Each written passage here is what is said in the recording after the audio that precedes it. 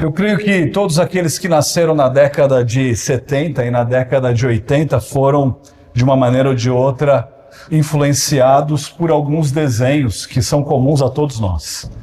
E existem alguns desses desenhos que nós chamamos de desenhos clássicos, justamente porque fazem parte dessa época em que nós éramos pequenos. E um desses desenhos que me veio à mente quando eu estava estudando esse texto e preparando essa mensagem foi o desenho do Scooby-Doo. E eu creio que você também assistiu esse desenho pelo menos uma vez.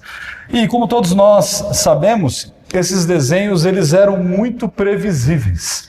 Sempre tinha um esqueminha que era seguido e talvez fosse exatamente isso que fizesse com que esses desenhos se tornassem desenhos queridos e clássicos. E a fórmula do Scooby-Doo seguia uma ordem que todos os episódios repetiriam. Primeiro aparece ali um monstro, ou aparece de uma forma bem assustadora uma ameaça sobrenatural. E aí então a turma chega no local por um acaso.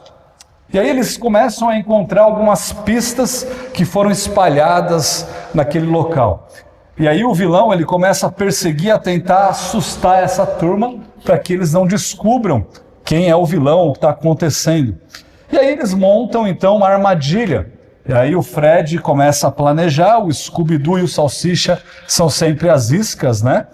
E aí vai ficando assim aquele desejo de assistir mais o que vai acontecer. E eles conseguem capturar o monstro. E aí chega naquele momento em que eles tiram a máscara do monstro, do vilão. E eles identificam quem é aquela pessoa. E o vilão então ele confessa com uma frase clássica do desenho: eu teria conseguido se não fosse, né, esse bando de criança, né, esse grupo aí. E aí Velma, todo mundo lembra da Velma, de óculos, ela explica tudo de forma lógica como que isso se deu.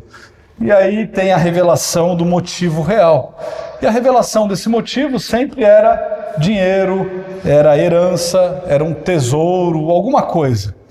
E aí sempre tem um final feliz, onde eles celebram comendo muitas coisas.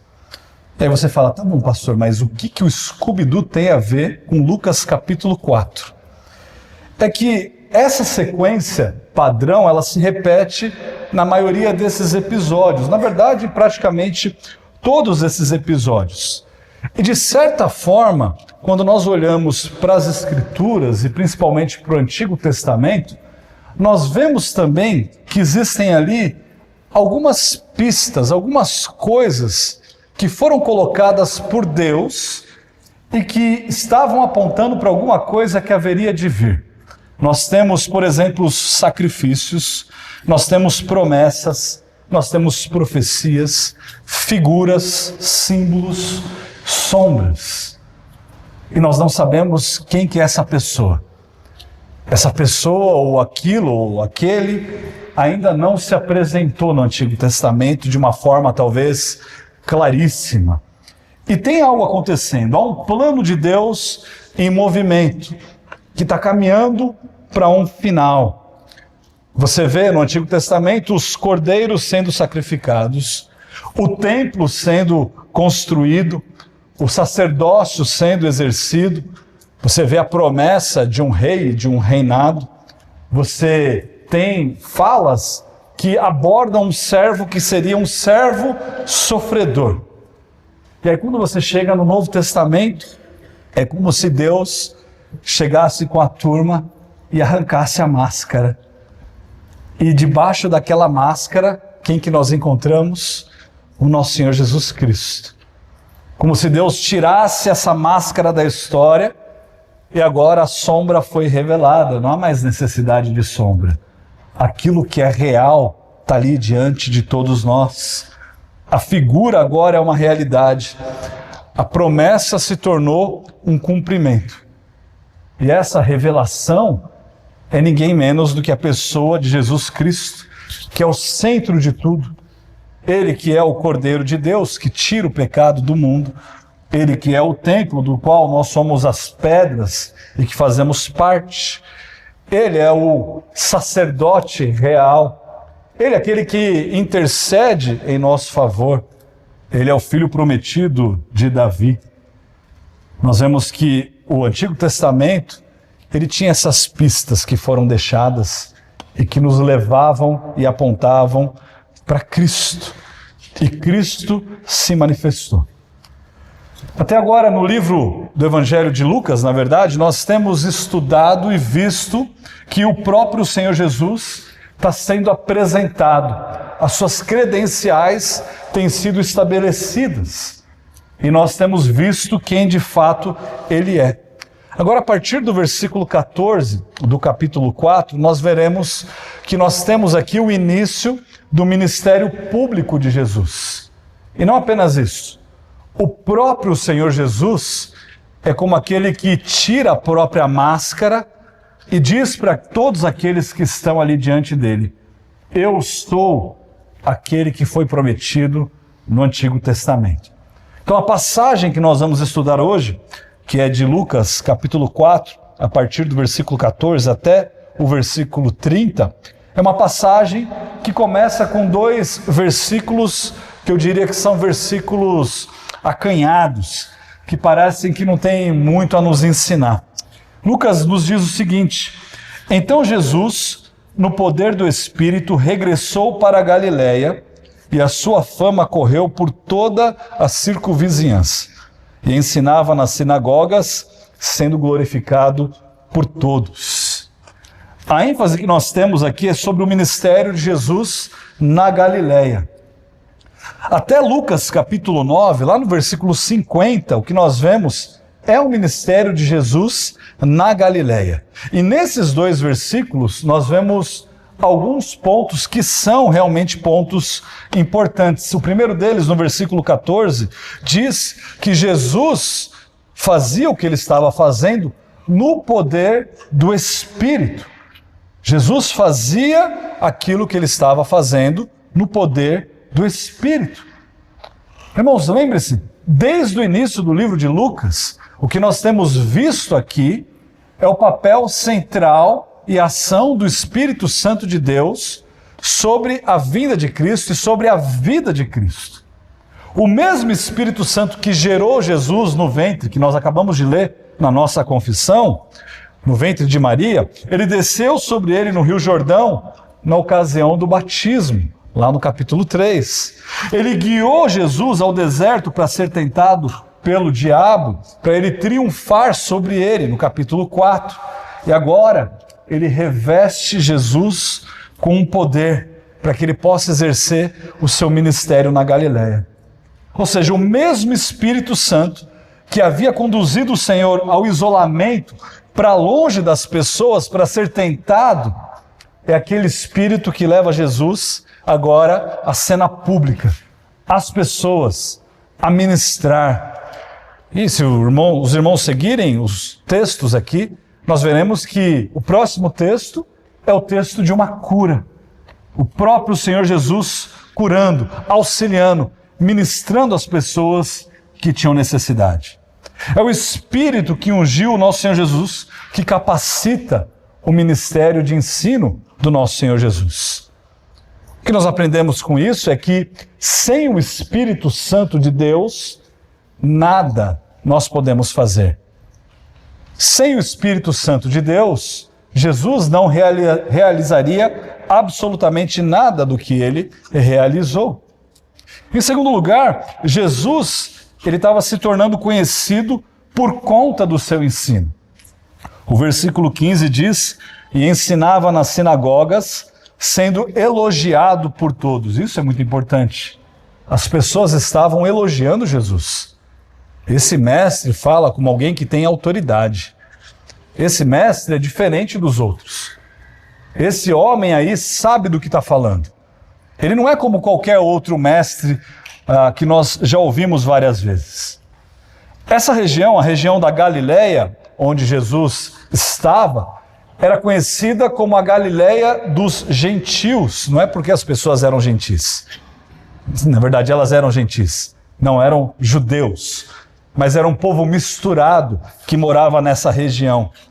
Por isso, essa região era uma região que, na verdade, era menosprezada, justamente pela influência dos não-judeus naquela região. E Jesus estava ensinando nessa região. Irmãos, olha que interessante. É como se o próprio Senhor Jesus, sendo judeu, viesse hoje no nosso culto, aqui no Brasil, uma outra região, uma região gentílica, e ele se pusesse em pé aqui para anunciar, para pregar o Evangelho a vocês, ou a todos nós. E foi exatamente isso que Jesus fez nessa ocasião.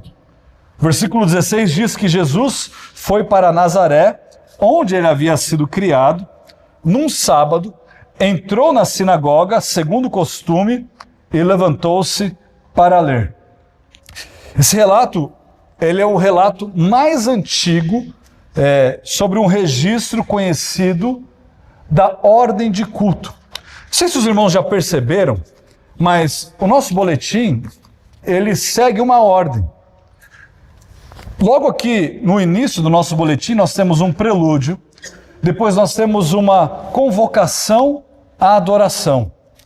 Aí nós teremos aqui os cânticos ou as músicas, depois a confissão de pecados, uma oração de confissão de pecados e de perdão, reconhecimento de perdão de pecados, depois louvor, depois nós temos oração de intercessão, ofertas, leitura de um símbolo de fé, outro louvor, depois o sermão, depois nós louvamos a Deus, oramos encerrando e temos um pós-lúdio. As coisas não foram assim feitas de qualquer maneira. Nós não chegamos aqui, o que nós vamos fazer hoje? Toca 2 músicas aí e o pastor dá uma palavrinha. Não é isso. Também não é um show. Porque o que nós estamos fazendo aqui é conduzir a adoração da igreja. E nas sinagogas havia essa condução também. Havia uma ordem de culto. Havia um serviço que seria prestado a Deus, um culto prestado a Deus. E esse culto a Deus incluía a leitura da lei e de um dos profetas, que era seguida então por comentários e aplicação da palavra de Deus. Então, quando nós pregamos a palavra de Deus, nós queremos ler a palavra, explicar a palavra e aplicar a palavra. Então não adianta nada você simplesmente ler a palavra, sair daqui e não entender o que ela significa. Como que ela vai mudar a minha vida. E muitos de nós fazemos isso no nosso dia a dia. Nós lemos a Bíblia e eu li a Bíblia todos os dias dessa semana. O que você aprendeu da sua leitura? Que Levítico é chato. Mais nada. Porque eu não consegui aplicar nada do que tinha ali no meu dia a dia. Esse não é o foco. O foco é você ler e aplicar no seu dia a dia. Então Jesus, ele se coloca nessa posição lá na sinagoga e ele se levanta para ler os profetas, para ler aqui o que a lei dizia. E o versículo 17 diz: então lhe deram o livro do profeta Isaías, que muitos teólogos vão chamar de um outro evangelho, ou do 5º evangelho. E abrindo, achou o lugar onde estava escrito. E aí, ele está fazendo uma citação do trecho de Isaías, capítulo 61, versículos 1 e 2, o qual nós lemos na nossa ordem de culto, que diz assim, Lucas 4, 18 a 19, o Espírito do Senhor está sobre mim, pelo que me ungiu para evangelizar os pobres, enviou-me para proclamar libertação aos cativos e restauração da vista aos cegos, para pôr em liberdade os oprimidos e apregoar o ano aceitável do Senhor. Versículo 20 diz que, tendo fechado o livro, devolveu ao assistente, e aí então ele se sentou. E todos na sinagoga tinham os olhos fitos nele. Nas sinagogas, a leitura da palavra era realizada de pé. Agora, existia algo que era interessante, que é diferente do que nós fazemos hoje. A palavra era lida de pé, mas ela era explicada com aquele rabino sentado. E hoje eu estou aqui de pé diante dos irmãos. Então as pessoas estavam com os olhos fitos em Cristo, esperando para ver o que ele diria. Qual que vai ser a explicação que ele vai dar sobre o trecho de Isaías capítulo 61. E aí a revelação vem no versículo 21. Então Jesus começou a dizer: hoje se cumpriu a escritura que vocês acabam de ouvir. Irmãos, se vocês estivessem lá naquele dia, todo mundo ficaria arrepiado. Talvez pelas razões certas e muitos deles pelas razões erradas. O que Jesus fez naquele instante foi algo surpreendente. Nesse exato momento, naquele dia, Jesus declarou a todos que estavam ali que ele não era apenas mais um como eles, mas ele era de fato o Messias prometido. Irmãos, aquele dia foi o dia que foi prometido ao longo de todo o Antigo Testamento e que chegou. E que Jesus estava ali cumprindo aquela promessa sobre o Messias prometido ao povo de Israel. Ele era o servo sofredor. Ele era aquele rei que haveria de vir. As pessoas que o ouviam tinham visto Jesus crescer ali. Ele estava em Nazaré. Elas ouviram ele ler essa descrição do Messias e logo em seguida eles ouviam o próprio Jesus dizer assim: eu sou o Messias prometido. Eu sou aquele que estava debaixo da máscara. Eu sou aquele que os símbolos, que as sombras apontavam. Eu sou o Cristo. Agora, antes de ver a reação daqueles que estavam ali, vamos ver o que o versículo 18 diz. Porque o versículo 18 nos coloca aqui algumas coisas que essa pessoa viria a fazer.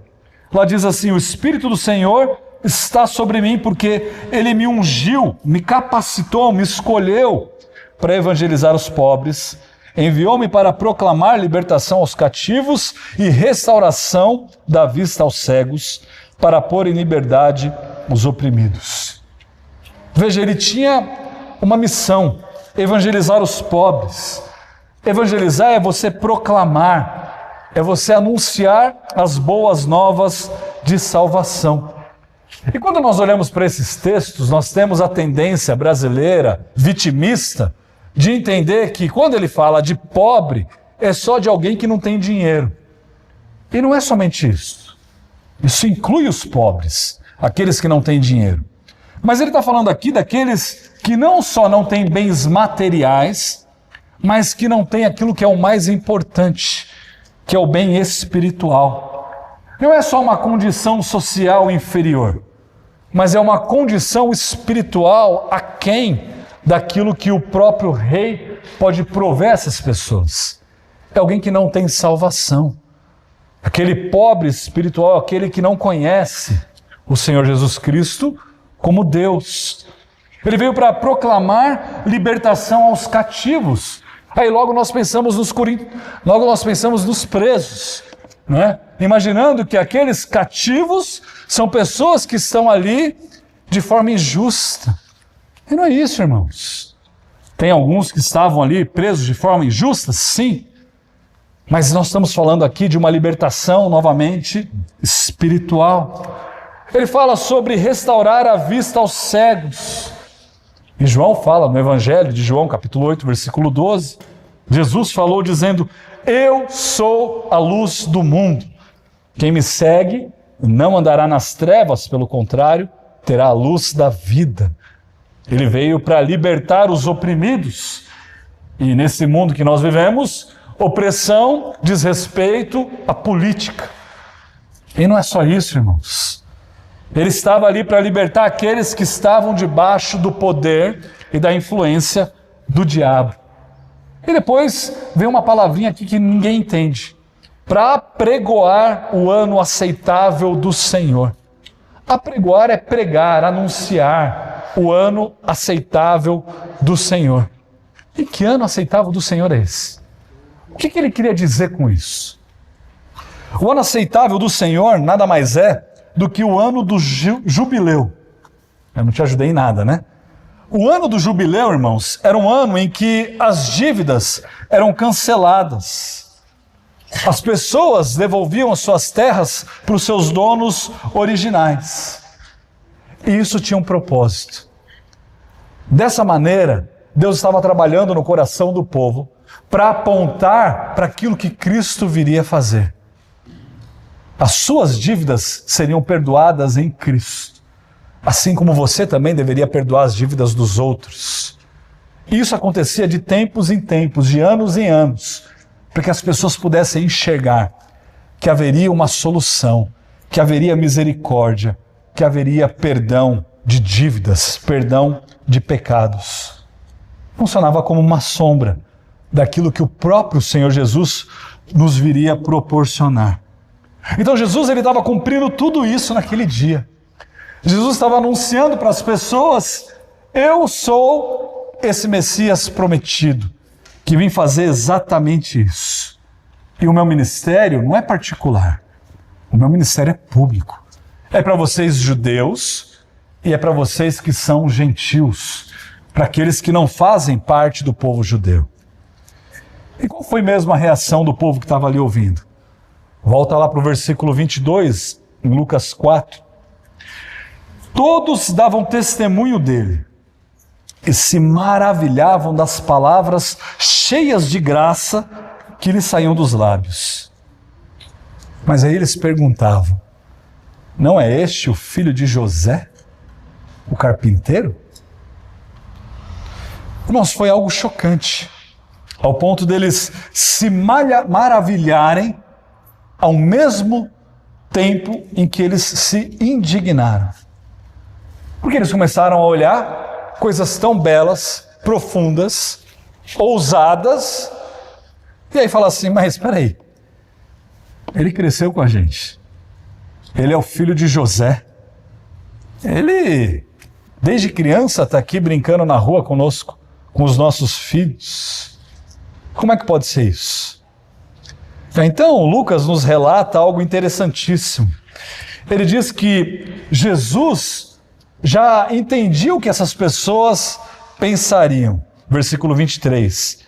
E Jesus lhes disse, estou aqui lendo da NVI: é claro que vocês me citarão esse provérbio. Jesus já sabia. Médico, cura-te a ti mesmo. Faze aqui em tua terra o que ouvimos que fizeste em Cafarnaum. Olha, se você é quem você está dizendo que é, por que você não faz aquilo que você fez lá, aqui? Por que você não começa a curar as pessoas? Por que você não começa a demonstrar o seu poder aqui na sua terra, onde todos nós te conhecemos?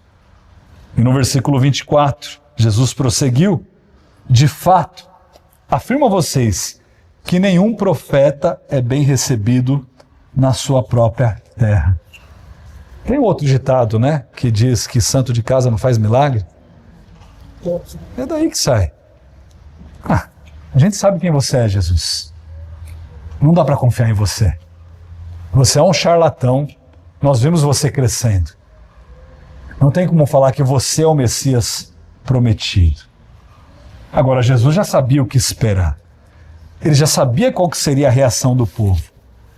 E aí, então, ele deu 2 exemplos para calar de vez e para explicar o que estava acontecendo. Então, Jesus ele percebeu no versículo 23 e 24 qual que seria a oposição que ele recebia. E ele mencionou aqui 2 exemplos em que os profetas de Deus fizeram de fato atos miraculosos de graça, não para com os judeus, mas para com os gentios, para aqueles que não criam em Deus e que não criam no nosso Senhor Jesus Cristo.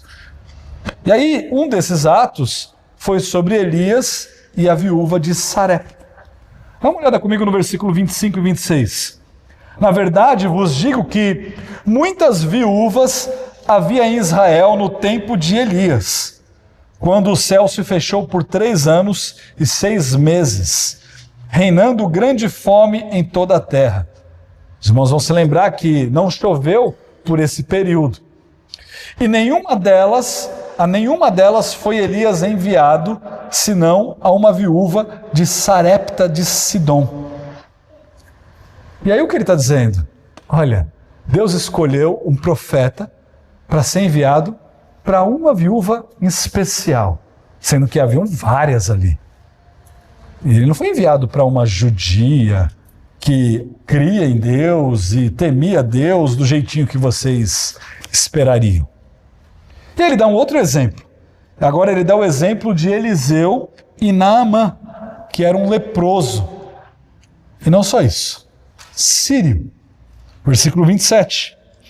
Havia também muitos leprosos em Israel nos dias do profeta Eliseu. E nenhum deles foi purificado, senão quem? Naamã. E ele complementa.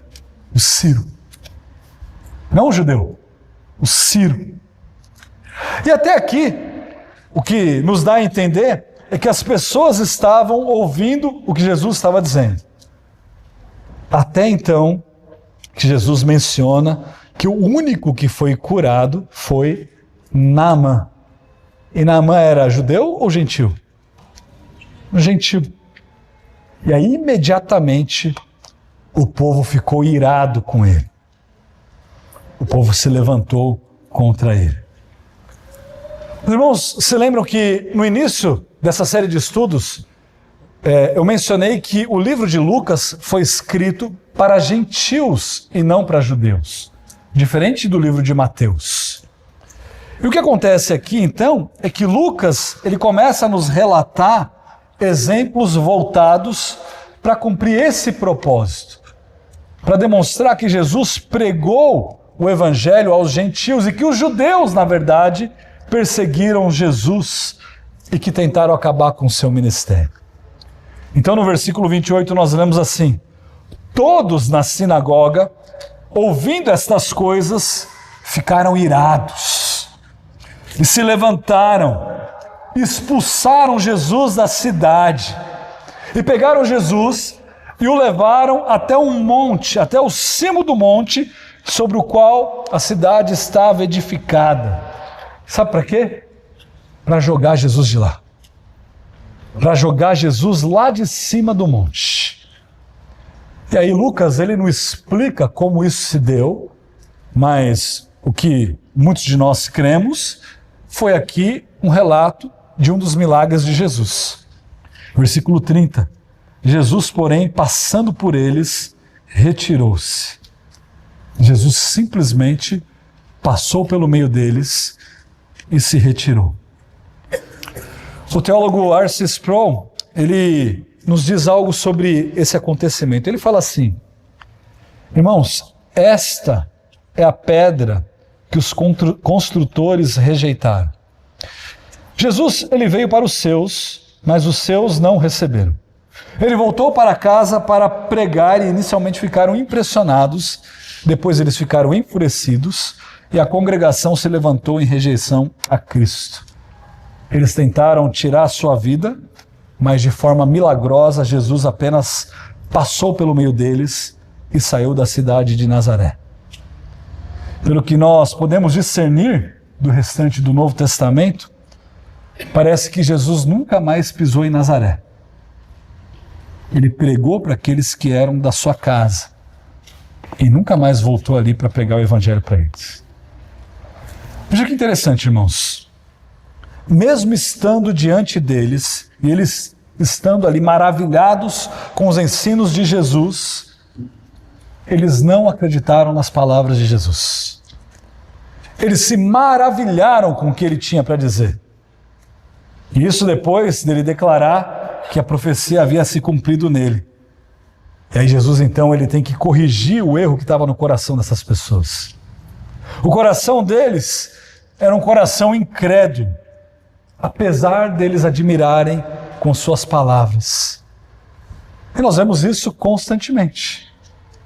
Eu vou numa igreja, eu ouço a pregação, eu ouço o que é dito, eu acho legal, eu concordo, Eu aceno com a cabeça, dou um joinha, dou um like no vídeo, mas eu não me submeto. Meu coração é um coração duro. No versículo 22, o povo questionou: não é esse o filho de José? Eles estavam maravilhados, mas ao mesmo tempo eles duvidavam. Ele é o filho de José, ele não é o Messias. A expectativa e o anseio que eles tinham estava completamente errado. O próprio Jesus, ele já antecipou o pensamento deles. Médico, cura-te a ti mesmo. O que esse povo estava querendo não era o Messias, eram sinais. Eles queriam que Jesus provasse que ele era, não crendo nas suas palavras, com o ensino que não tinha erro, mas sim com milagres. E aí Jesus então cura e corrige essa visão deles com esses dois exemplos que nós vimos há pouco. Irmãos, o ponto é que Jesus, ele era de fato o Messias prometido. E a graça de Deus, ela não estava limitada às expectativas e aos anseios dessas pessoas, bem como ela também não está limitada ao seu anseio ou à sua expectativa sobre Deus. Porque você prova Deus e testa Deus constantemente. Porque Deus, se você for Deus, você vai fazer isso para mim. E aí você tem a sua prerrogativa. Você fala o que você quer. Quem que você pensa que você é? Quem que é Deus aqui? Você ou ele? Deus muitas vezes, ele age de forma que nós menos esperamos. E foi exatamente assim que ele se revelou. Ele não veio como um rei exaltado, com um exército marchando, entrando numa cidade, dominando tudo. Mas ele nasceu como um bebê. Foi rejeitado pelos seus. Não tinha lugar para ele. E ainda assim, ele cresceu no meio do povo, sem pecado. Ele anunciou as boas novas, as pessoas o rejeitaram. Ele anunciou na sua terra, e as pessoas ainda tentaram matá-lo. A incredulidade do povo, nesse caso, na verdade, era apenas a comprovação dos sintomas manifestados de incredulidade ao longo de toda a história do povo de Israel. Essa população que estava ali na sinagoga era só uma pequena amostra daquilo que o povo já havia feito e fazia ao longo de toda a história do povo de Israel. Rejeição, coração duro, incrédulo. Nós não queremos aquilo que Deus quer nos dar. Nós queremos ser escravos do pecado.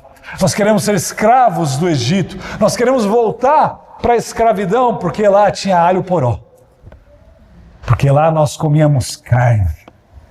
Porque as coisas lá eram muito melhores. Será? E nós agimos assim. Nós queremos as coisas nos nossos termos. Nós queremos voltar aos nossos pecados. Nós fazemos como aquele cão que vomita e volta ao seu vômito. Nós agimos assim. Veja que esse relato, ele não traz nenhum mandamento explícito aqui. Mas não é por isso que ele nos deixa sem uma exortação. Irmãos, como que nós poderíamos ou responderíamos à declaração de Jesus que ele fez no versículo 21, se nós estivéssemos lá? Quando Jesus diz assim: hoje se cumpriu a escritura que vocês acabaram de ouvir. Será que nós responderíamos com fé, crendo que ele era o Messias prometido? A resposta, ela pode ser muito mais óbvia do que nós imaginamos. Como é que você responde à declaração de que Jesus é Deus hoje? Se eu te pergunto, quem é Jesus? Qual que é a resposta que você me dá? Está aí a resposta que você daria. Está aí como que você responderia. Será que você responderia em obediência a Deus? Em fé, em arrependimento, em submissão a Deus? Irmãos, a palavra de Deus sempre exige uma resposta. E a resposta que nós temos para dar, muitas vezes, não é aquela que nós deveríamos dar. Obediência, submissão, fé no nosso Senhor Jesus Cristo. A reação da sinagoga foi aqui um sinal de alerta que todos nós precisamos ter. Observe como que isso se deu. Primeiro eles se maravilham com aquilo que está sendo ensinado. Depois eles começam a questionar.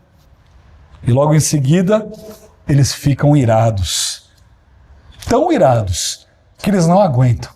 Eles agarram Jesus e começam a levar Jesus agarrado até o topo de uma planície, para jogar Jesus ali daquele monte.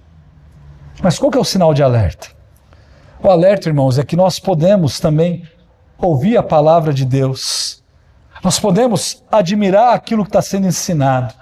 Nós podemos caminhar próximos a Jesus. Nós podemos caminhar com os irmãos.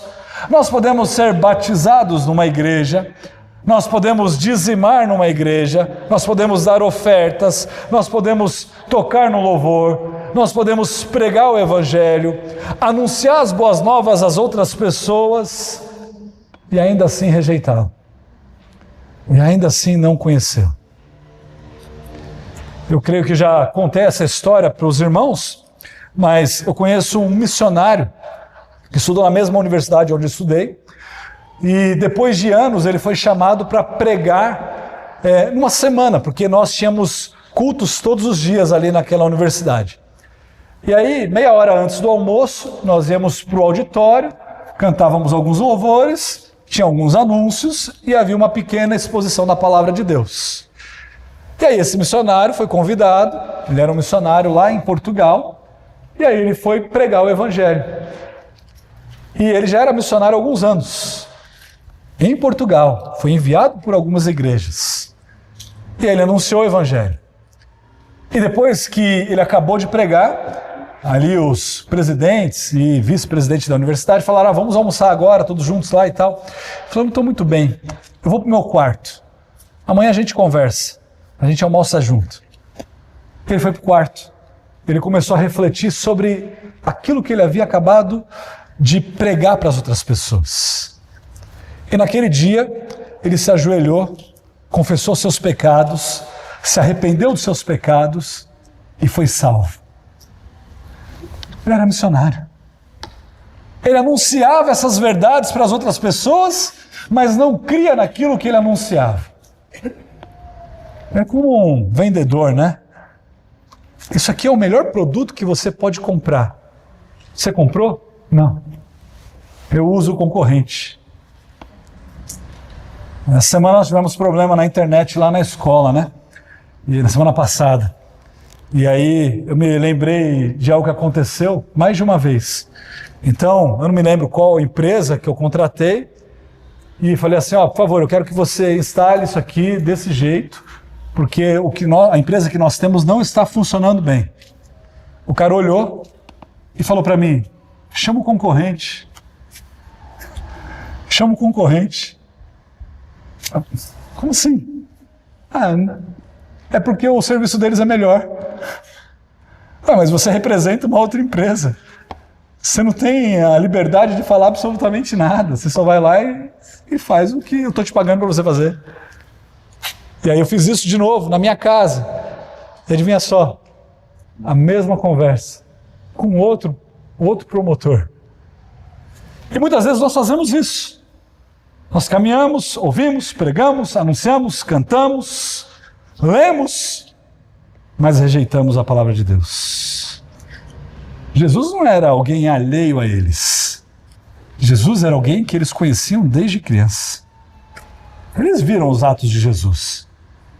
Eles viram que Jesus não retrucava do jeito que as crianças retrucam.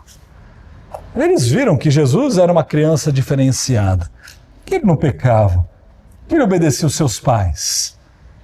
Eles viram que ele era muito aplicado, afinal de contas, ele estava discutindo doutrina com os mestres da lei. Jesus era alguém realmente muito diferente. E mesmo assim, o rejeitaram. E você? Será que você também não está rejeitando Cristo? Mas essa passagem não é uma passagem de condenação. Lucas nos deixa claro que a missão que Jesus estava começando a cumprir de forma pública era, na verdade, aquilo que nós chamamos de boas novas. O Evangelho, a proclamação de esperança, de consolo. Como o profeta Isaías havia relatado em Isaías 61, que Jesus aqui cita, Jesus veio para evangelizar os pobres, para libertar os cativos, para restaurar a vista aos cegos, para libertar os oprimidos, para proclamar o ano aceitável do Senhor. Logo, quando nós reconhecemos a nossa pobreza espiritual, quando nós nos identificamos como escravos do pecado, quando nós finalmente enxergamos que nós estávamos cegos sem Cristo, é então, irmãos, que nós somos conduzidos e levados ao perdão. É então que nós somos levados à verdadeira libertação, que não pode ser adquirida por nada, por nome nenhum, por coisa alguma, a não ser pelo sangue de Cristo. E é então que nós recebemos uma nova vida. É somente em Cristo. E mais nada.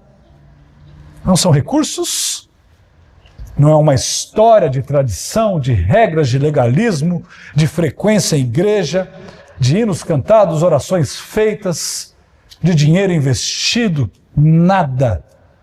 Somente o sangue de Cristo. Quem somos nós diante dessa passagem, irmãos? Será que nós seremos reconhecidos como aqueles que entenderam a nossa necessidade e receberam graça? Seremos como aqueles que buscaram tirar a vida de Jesus naquele momento? Você é um impostor, se declarando Deus, um mentiroso. Jamais você cresceu aqui, filho de José. Como que você tem recebido a palavra de Cristo? Eu admiro. É muito bonita. Olha, mexe com o meu coração. Me dá um ânimo para a semana, mas quando vai chegando no sábado, eu preciso ouvir de novo, né? Para ser, como os católicos dizem, infundido, para que, pela minha própria força, eu consiga adquirir a salvação que eu tanto desejo. Não é assim que funciona. Nós somos declarados justos pelo que Cristo fez, e não infundidos com uma graça que cresce conforme as minhas boas obras, para que então eu consiga alcançar a salvação.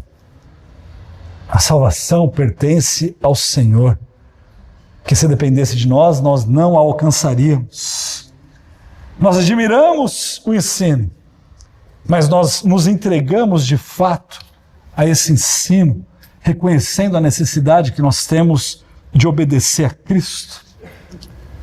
Lembre-se disso. A palavra de Deus nunca volta vazia. Essa mensagem que todos vocês ouviram nessa manhã, ou é uma mensagem que trará salvação, ou é uma mensagem que revelará o seu coração e o quão distante ele está de Cristo. Eu termino perguntando a seguinte pergunta: onde está o seu coração? Em Cristo ou em qualquer outra coisa?